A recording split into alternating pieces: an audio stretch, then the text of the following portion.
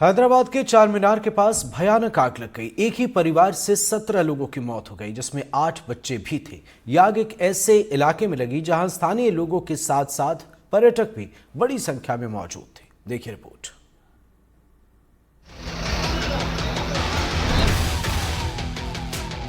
आग ऐसी लगी कि गुलजार हाउस में शोक पसर गया।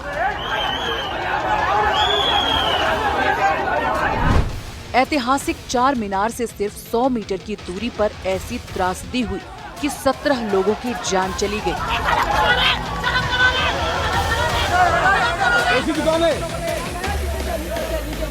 इस घर में परिवार के लोग जुटे थे। कुछ लोग बाहर से गर्मी की छुट्टियां मनाने आए थे,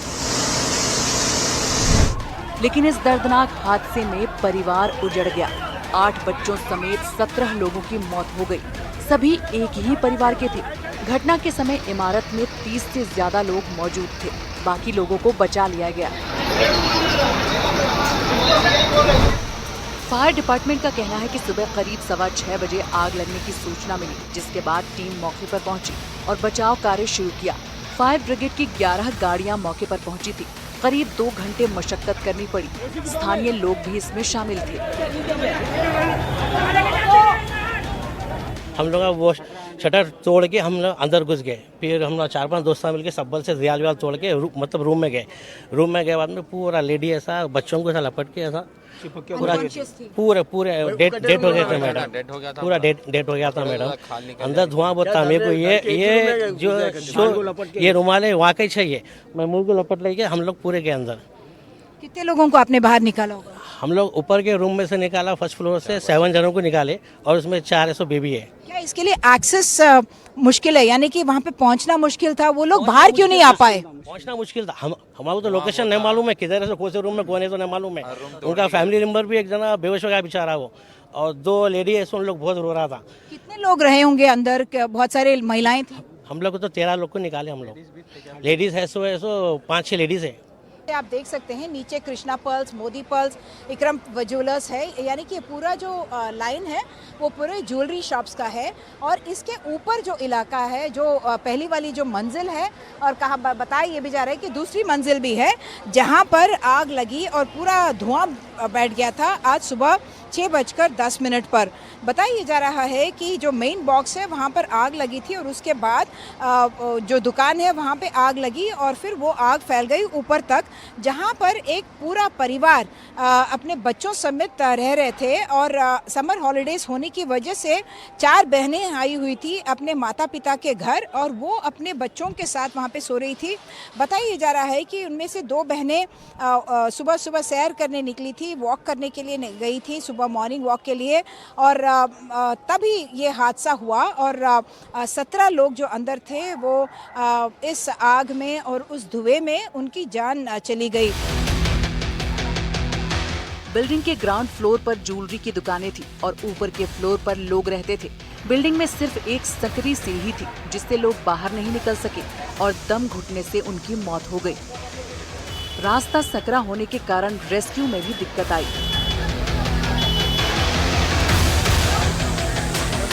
गवर्नमेंट के स्टैंडर्ड ऑपरेटिंग प्रोसीजर्स होते हैं इस जगह के लिए, उसको हमको और पब्लिसाइज करना पड़ेगा, लोगों को अवेयर करना पड़ेगा।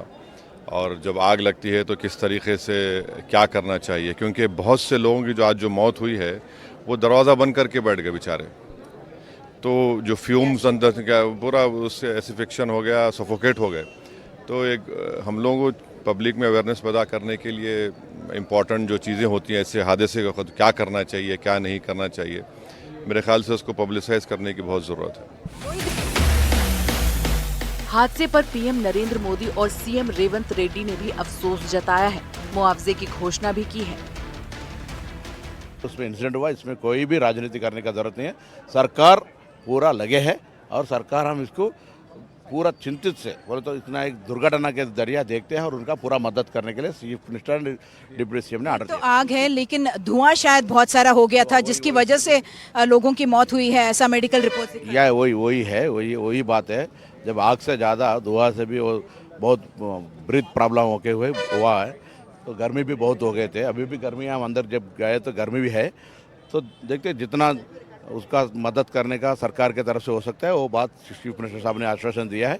पूरा फैमिलीज का, डिसीज फैमिली का सरकार बहुत दिल से हमको उनका सपोर्ट करते हैं। माना जा रहा है कि आग शॉर्ट सर्किट की वजह से लगी। कुछ दुकानदारों का कहना है कि यहाँ वोल्टेज अक्सर ऊपर नीचे होता रहता है।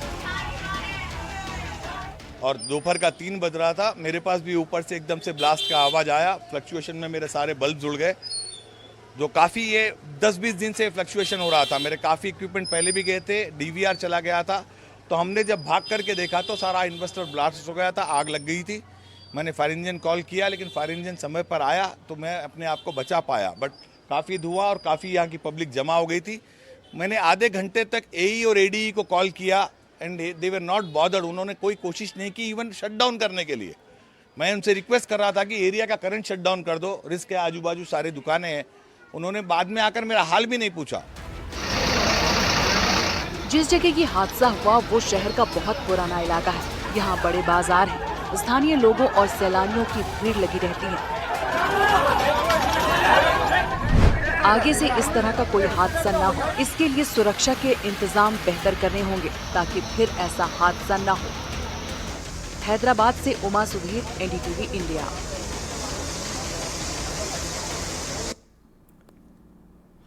सागर जिले में केंद्र सरकार की योजना ड्रोन दीदी महिलाओं के सशक्तिकरण का माध्यम बन रही है। ड्रोन दीदी योजना से महिलाएं आत्मनिर्भर हो रही हैं, साथ ही कृषि के क्षेत्र में नई क्रांति भी ला रही हैं। इस योजना से जिले की साक्षी पांडे भी लाभान्वित हो रही है। साक्षी ड्रोन के जरिए खेतों को कीटनाशकों का खेतों में छिड़काव करती हैं, जिससे उन्हें हर महीने 20 से 25 हजार की आमदनी होती है। गांव की बेटी ने वो कर दिखाया है जो पढ़े लिखे ग्रेजुएट्स भी नहीं कर पाए। जी हां, हम बात कर रहे हैं ड्रोन दीदी के नाम से मशहूर साक्षी पांडे की। साक्षी सागर के पड़रिया ग्राम की रहने वाली हैं। 2023 में इफ्को द्वारा आयोजित एक कार्यक्रम में महज 15 दिन की ट्रेनिंग लेकर आई और अब लगभग हर माह 20 से 25 हजार रुपए ड्रोन से कमा रही हैं। ज्यादा जानकारी के लिए हमारे साथ साक्षी पांडे मौजूद हैं। सीधे हम साक्षी से बात करेंगे। साक्षी, सबसे पहले तो बहुत स्वागत है आपका हमारे चैनल पर। Thank you so much. Sakshi, आप ये बताइए, ड्रोन दीदी के नाम से इस वक्त आप सागर शहर में मशहूर हैं। कैसे इसकी शुरुआत हुई, कैसे क्या ट्रेनिंग लेकर आई? जी सर, नमस्कार सर। मेरा नाम साक्षी पांडे है और हमारी 2023 में मतलब इफ्को के द्वारा ट्रेनिंग हम लोग के इंटरव्यू हुए थे।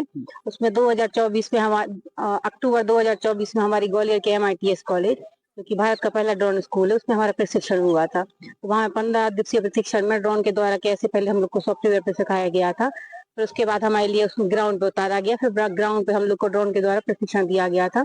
इससे फसलों में कैसे स्प्रे करते हैं, कैसे नैनो फर्टिलाइजर का इस्तेमाल करते हैं, ये वहाँ सिखाया गया था।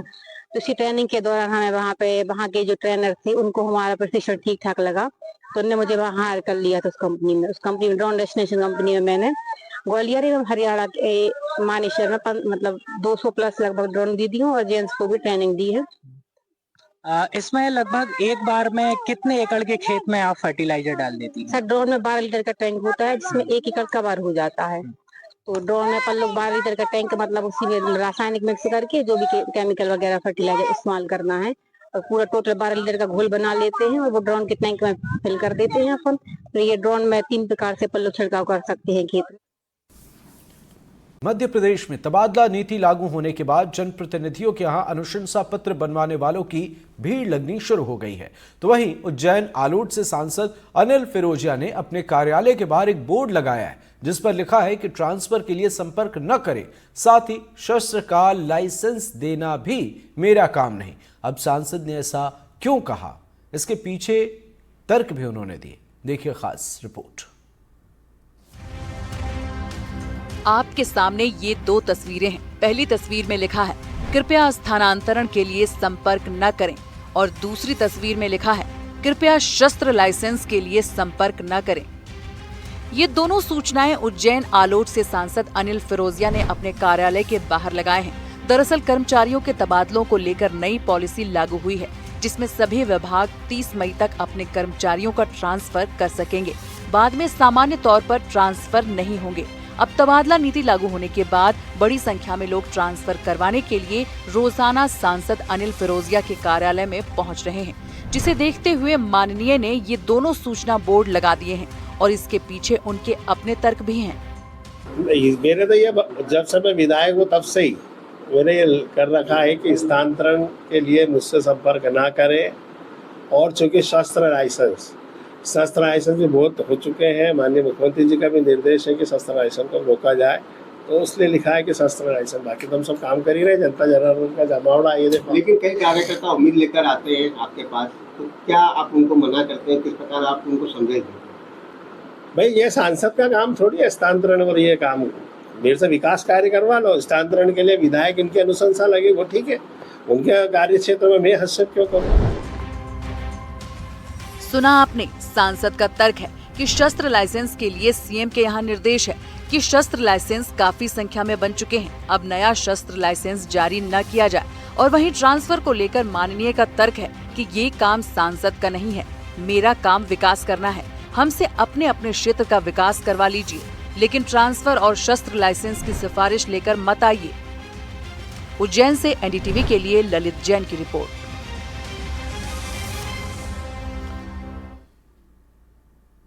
श्योपुर में सरकारी शिक्षक की जमीन पर दबंगों ने जबरन कब्जा किया, जिसका शिक्षक ने जब विरोध किया तो उनके परिवार के ऊपर तमंचा तानकर मारपीट की गई। शिक्षक के खेत पर की गई दबंगई का वीडियो भी सामने आया है, जो तेजी से वायरल हो रहा है।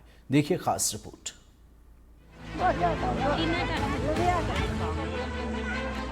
शिक्षक के खेत पर हो रही मारपीट का ये वीडियो सबूत है दबंगों के कहर का। इन दबंगों को कानून का भी खौफ नहीं। ये तस्वीरें उस नाकाम सिस्टम की भी पोल खोल रही हैं, जिसका दम्भ प्रशासन भरता रहा है, यानी कानून का राज। आखिर कहां है कानून का राज? दबंगई की ये तस्वीरें श्योपुर के देहात थाना इलाके की है, जहां रामपुरा डांग में एक सरकारी शिक्षक की जमीन पर हथियारों के दम पर कुछ दबंग कब्जा करने की नियत से पहुंच गए और शिक्षक की जमीन को ट्रैक्टर से जोतना शुरू कर दिया। अपनी जमीन पर कब्जे की जानकारी मिली तो विरोध करने शिक्षक और उनका परिवार मौके पर पहुंच तो गया, लेकिन फिर क्या हुआ, ये तस्वीरें बयां करने के लिए काफी। 5-7 लोग श्योपुर के मुख्तियार सिंह जो समाजवादी पार्टी के नेता हैं, एक रामकिशोर हैं जो मुंशी हैं, और एक रामअवतार चौहान है, एक बलबीर सिंह गुजर कलारना के, ऐसे बताया गया मतलब मुझे, और एक व्यक्ति जो सरदार हैं सुखविंदर। वो 5-7 लोग गए और आदिवासी वो आगे करके उन्होंने फार्म टेक 45 ट्रैक्टर मेरे खेत में चला दिया। मैंने उनसे फ़ोन से मैंने कहा उनसे भैया ट्रैक्टर क्यों चला रहे हो, तो मुझे गाली गलौच उन्होंने करी। देखा आपने, जमीन किसी और की और दावा किसी और का। बहरहाल पीड़ित ने अपने ऊपर हुए सितम और खेत पर कब्जे की शिकायत पुलिस से कर दी है और देहात थाना पुलिस पीड़ित भरत राठौर की शिकायत पर वायरल वीडियो की जांच के बाद कार्रवाई का भरोसा दे रही है। इस संबंध में रेवेन्यू विभाग के लिए संपर्क कर लिया गया है, वो आवेदन आया है और वीडियो वायरल के संबंध में आवेदन की जांच कर रहे हैं और जैसी कार्रवाई बनेगी उसको विधि अनुसार कार्रवाई करेंगे। शिक्षक की जमीन पर गुंडागर्दी और खुले में हथियार का प्रदर्शन समाज के ऐसे वर्ग को प्रदर्शित करता है जो बेईमानी के बल पर ही अपनी इमारतें ऊंची बनाया करते हैं। बहरहाल अब ये वीडियो वायरल है और पुलिस वीडियो की जांच कर रही है। सब कुछ ठीक ठाक रहा तो पीड़ित शिक्षक को इंसाफ भी मिल जाएगा, लेकिन ये तस्वीरें सिर्फ श्योपुर की नहीं बल्कि कमोबेश हर जगहों पर ऐसी देखी जा रही। जरूरत है तो प्रशासन को इन गुंडों और दबंगों के खिलाफ सख्त से सख्त कार्रवाई करने की, ताकि दोबारा कोई भरत राठौर को बेवजह परेशान न होना पड़े। श्योपुर से एनडीटीवी के लिए अजय राठौर की रिपोर्ट। शहडोल में डॉक्टर पुलिस विवाद के बाद से डॉक्टर लामबंद हो गए हैं। डॉक्टरों का प्रतिनिधिमंडल एसपी के पास पहुंचा और मामले की निष्पक्ष जांच की मांग की। एसपी ने इस मामले का एएसपी को जांच का जिम्मा सौंपा है। विवाद की पूरी कहानी देखिए हमारी इस खास रिपोर्ट में।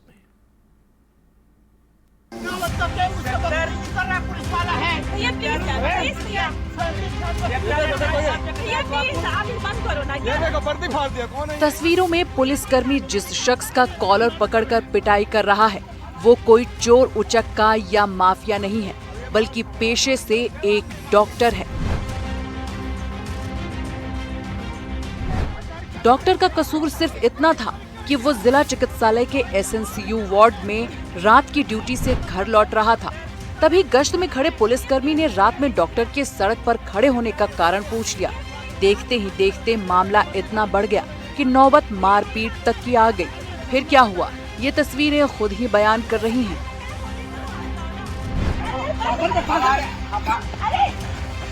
अब ये मार खाने वाले क्यों आप नहीं मानते हैं? आप तो ये गाड़ी चाबी क्यों दे रहा है? गाड़ी चाबी क्यों दे रहा है? अरे छोड़ दीजिए, हम गाड़ी चाबी क्यों दे रहा है? पुलिस कर्मी ने डॉक्टर कृष्णेंद्र द्विवेदी का कॉलर पकड़ लिया और जमकर पिटाई कर दी। हालांकि तस्वीरों में साफ दिखाई पड़ रहा है कि विरोध में डॉक्टर ने भी पुलिस कर्मी को 1-2 पंच रशीद कर दिए हैं। घटना के बाद डॉक्टर और पुलिस वालों का मेडिकल कराया गया, लेकिन डॉक्टर का आरोप है कि पुलिसकर्मी ने बेवजह उसके साथ मारपीट की है। मैं हॉस्पिटल से लौट के घर के पास गाड़ी में बैठा हुआ था, वाइफ को कॉल किया था गेट खोलने के लिए। उसी समय ये होम गार्ड ग्राउंड के पास है मेरा घर। मैं उसी समय जो है 2 पुलिस वाले आए और ये मुझसे पूछने लगी यहाँ पे क्यों खड़ा हुआ है। तो मैं बोला सर मेरा घर है, मैं घर जा रहा हूँ, मैं गाड़ी से निकल के घर जा ही रहा हूँ। तो उन्होंने बोला कि नहीं तो यहाँ पे नहीं खड़ा हो सकता है, तो बाहर चल।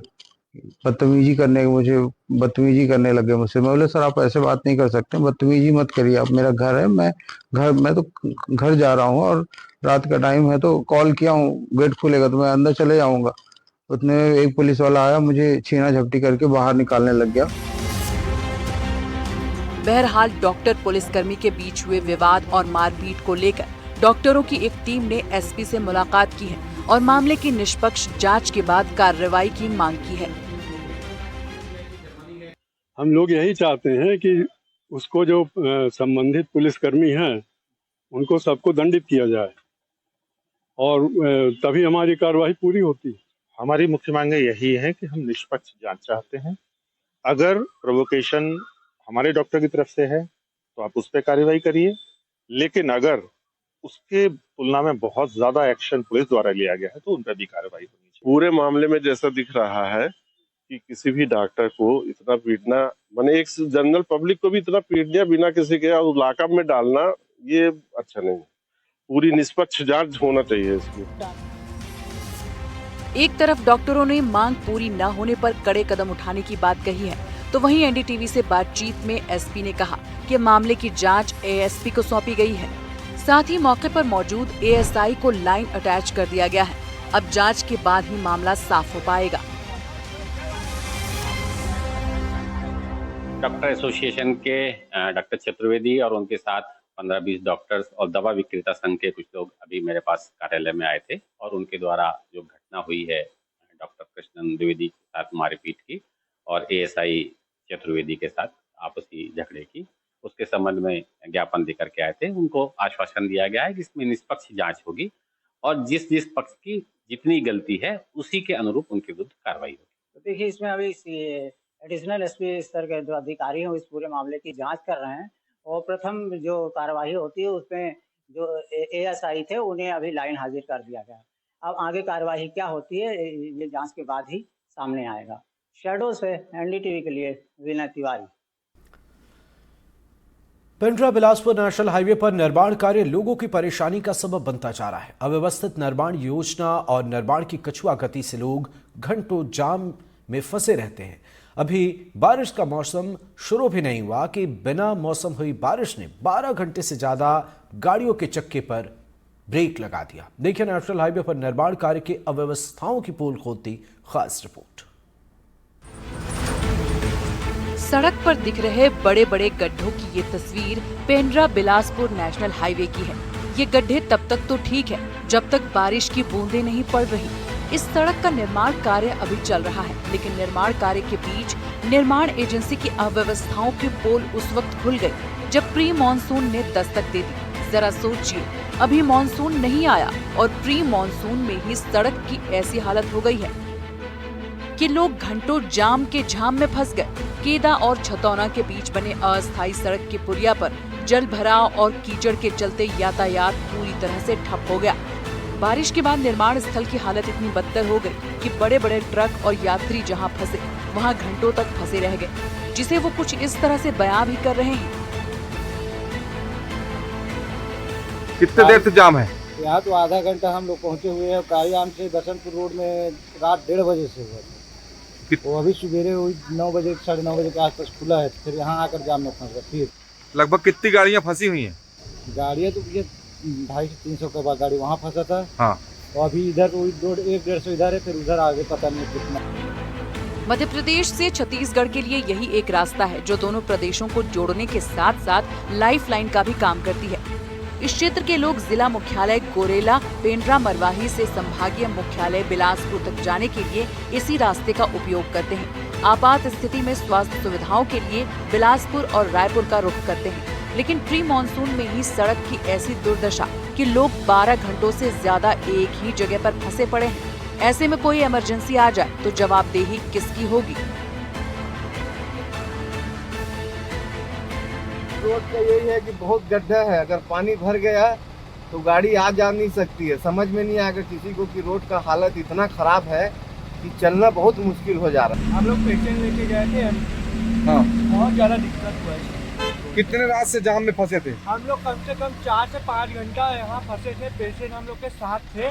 पेशेंट को बहुत दिक्कत हुआ, ऐसा जगह से हम लोग को निकलना पड़ा कि हम लोग सोच भी नहीं सकते। बहुत परेशानी का सामना करना पड़ा। बहुत परेशानी। तो रिक्वेस्ट है कि जल्द से जल्द इसको बनाया जाए। नेशनल हाईवे के निर्माण की गति कछुआ चाल से चल रही है, जिससे प्री मानसून में ही इस तरह की समस्या सामने आई है। अब समय पर यानी कि मानसून से पहले अगर सड़क निर्माण का काम पूरा नहीं हुआ तो यहाँ से गुजरने वालों के साथ साथ स्थानीय लोगों को काफी दुश्वारियों का सामना करना पड़ सकता है। राष्ट्रीय राजमार्ग का निर्माण तो हो रहा, लेकिन किस कछुआ गति से हो रहा, अव्यवस्थित निर्माण हो रहा, इसका अंदाजा लगाया जा सकता है। एनडीटीवी के लिए अखिलेश नामदेव की रिपोर्ट। देश से कुपोषण के कलंक को मिटाने के लिए केंद्र से लेकर राज्य सरकार और गैर सरकारी संगठन कई तरह के प्रयास कर रहे हैं। हाल ही में केंद्र सरकार ने सक्षम आंगनबाड़ी 2.0 कार्यक्रम के तहत कुपोषण मुक्त गांव के लिए 1 लाख रुपए की प्रोत्साहन राशि देने का ऐलान किया है। इस योजना के तहत बुरहानपुर में पोषण गांव बनाने के लिए 3 गांवों का चयन किया गया है, जहां योजना का लाभ दिया जाए। देखिए रिपोर्ट।